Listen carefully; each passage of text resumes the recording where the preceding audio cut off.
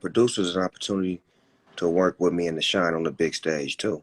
You know what I'm Right. saying? And a lot of writers too, a lot of people that helped me write certain things and gave me ideas like yourself. Just bringing motherfuckers to the table and not being selfish, but being selfless and letting motherfuckers add to this legacy of mine. So at this point in your career and in your life, when you first came in the game to now, being selfless, as you said, is it more comfortable with knowing what Snoop Dogg can do and now giving people an opportunity to write records and things like that? Because it's always kind of, it's to me, it's more so like you don't have nothing else to prove in music. Like you've Well, done everything. I look at it like this: some of the greatest artists in the world have never written a song in their life, and that doesn't mean they're not a great artist. And then some of the greatest writers have never had credit or never been on the spotlight. So I'm both. I'm a writer and an artist. So I've written songs that have made people gigantic, and it was my penmanship. And then there were songs that I was on that I wrote myself. But I feel like when I allow other people to write for me, they see shit that I don't see in myself, and I'm open like that. I'm an artist, so as an artist, you got to be open to know that this man may have something doper than you would even think of. Just like when I was writing for Dr. Dre, imagine if Dre would have said, "Nigga, I ain't taking this song deep cover. I ain't taking G Thing or Let Me Ride. None of this shit you came up with, nigga. I ain't fucking with that." But he was open. This young nigga writing shit for me that he think I should be saying. And I'm gonna get open to it and I'm gonna get down on it and I'm gonna fuck with it. And once he started fucking with it, he was like, shit, this nigga writing for me like he write for himself. Right. Give your all. Don't leave How nothing on the table. how long did it take you to get to that level of comfortability to allow other writers to write for you? As soon as I got on death row, because I had DOC around me. And the DOC would always help. He would throw a word in, a line in, or a style in, or so he was always helping. So we was always helping each other. And then when it came to Death Row, I would write for Daz. And then Daz got so good to where he was on one song, I didn't write for him. I'm like, damn, nigga, Lil Ghetto Boy, he did that on his own. But These Nuts, I wrote all of that. The whole song, everything, except Nate Dogg's part. Then it was certain songs on Warren G's album. This DJ, I wrote that whole song. Corrupt wrote Do You See What I See? So it was like our penmanship, we was about helping whoever the fuck was coming out to have the dopest song. I don't And like a y'all dream. was young niggas too. I don't like a dream about getting paid. It's my song that was on my demo tape that didn't make my Doggy Style album, but I gave it to the Dog Pound and it made their album. History that niggas didn't even know. That's classic shit, man. Yeah, That's classic. teamwork. Teamwork make a dream work. If you gonna call yourself a team, you got to be able to pass the ball. I Hmm. never had a problem with a nigga scoring 50 points. I ain't got to score 1 point. As long as I can get a couple assists, some rebound. I'm an assist kind of nigga. I'm a guard. So I'd rather pass the ball than shoot to a nigga that shoot better than me. But I better have a better nigga on the team than me that shoot better than me. Cause I know if I'm passing it, at least I got a good percentage of him making it. And he gonna go just because I'm unselfish. I'm like Magic. That's why I say Magic, my number one nigga in basketball, because Hmm. he was the best nigga at making everybody better. And he He make always gave that rock up. AC Greens and Kurt Rambuses. He Come on, make them man. niggas No for name. real.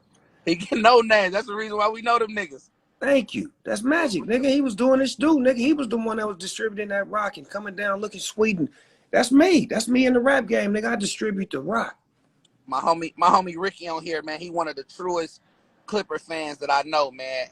And he's been a Clipper fan for My several my years. my condolences, Ricky. Sorry for your death. What do you feel, since we're going to segue into that sports real quick, man? I ain't trying to turn this into an interview, but it's always, your opinion is always, listened to and admired by several individuals in basketball right now with LeBron being out and the Lakers trying to figure out how can they, you know, get back to championship quality as last year due to the injuries and things of that nature. What do you see? Do you see a repeat, honestly, or what do you feel like coming out of the West, what's going to happen? When we fully loaded, ain't nobody beating us in 7 games. And I say the same thing about the Warriors. When y'all fully loaded, ain't nobody beating y'all in 7 games. All these other makeshift teams and all that, they don't understand the dynamics of the get down when it's time to get down. Like last year, the Clippers got tested, and I think they're gonna be stronger this year, trying to like close the deal by going to get Rondo and putting other few pieces on the table. But we are the Lakers, man. We are the motherfucking Lakers. And when we got the chip, we got the chip. You got to come through us to get it. I don't care if we're a 6 seed, 7 seed, 7 games, ain't nothing happening. The addition of Rondo is big though for the Clippers. That's why I said it. Yeah, that addition for Rondo is big. Nigga, I said Everybody, it because I'm in it. can the Knicks knock anybody off? Yes, they can. In the East, the East is weak. Right. The East is weak.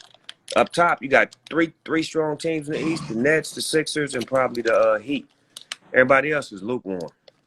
The Knicks defense, man. I watched that game the other day, and I just sat back and looked, and I was like, they'll fuck around and bump one of these teams playing around with them. They will. You They know, will. for real, for real.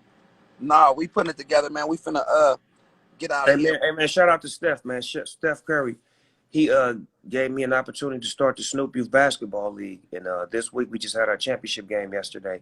So we did it from the Bay to LA. My champions just won from LA and the champions just won in the Bay. So now we finna have that championship game with the Bay in LA.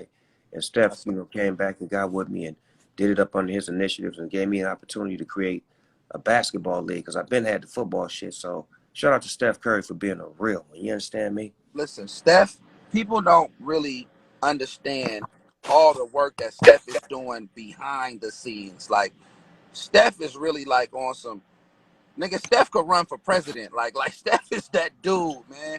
Wow. Steph is that dude. Speaking of him, where in the MVP contentions do you see Steph Curry this year? He balling.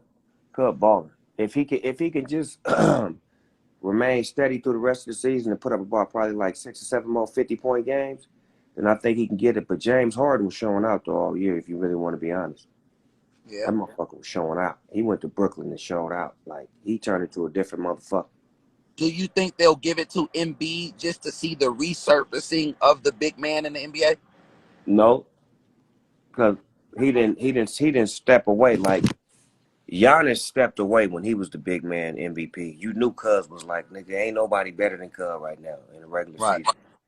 season. Embiid is like you saying Steph, you saying this person, that person. Like, he ain't just a clear runaway with it because he ain't like playing big ball. He playing 3-point ball. Get in the paint, man. Put some paint where it ain't. You're 7 foot. That's fact. That's a fact. That's a fact. We gonna put it together, man.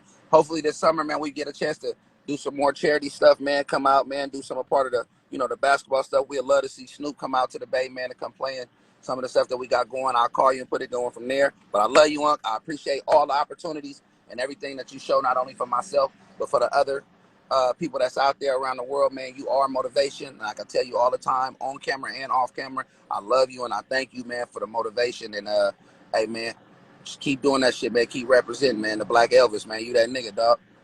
That's a real shit, cuz. Appreciate you. My nigga. Facts. Stanley, my nigga. Love you, cuz. Stanley. What? Love my Uncle, man. Uncle Snoop Dogg, man. It's just a chance, to chop it up with your people, man. Y'all, you know what I'm saying? That's what it's about. That's what this shit is all about, man. Showing love. Like, dude, it's crazy because I grew